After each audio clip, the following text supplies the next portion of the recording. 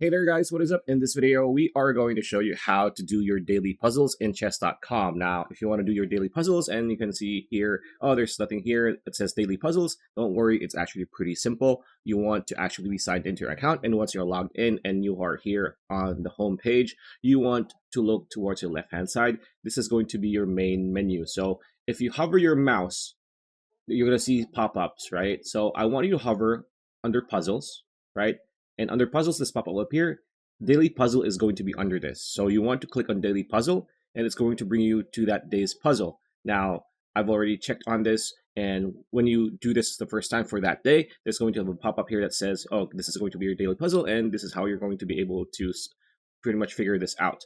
So just do the daily puzzle here, and after you're done, you'll be good to go. And you can do that every single day once the server resets. So that's pretty much it. That's a video. Hope you liked it. Like, comment, share, subscribe, ring that bell icon. We will see you on the next video.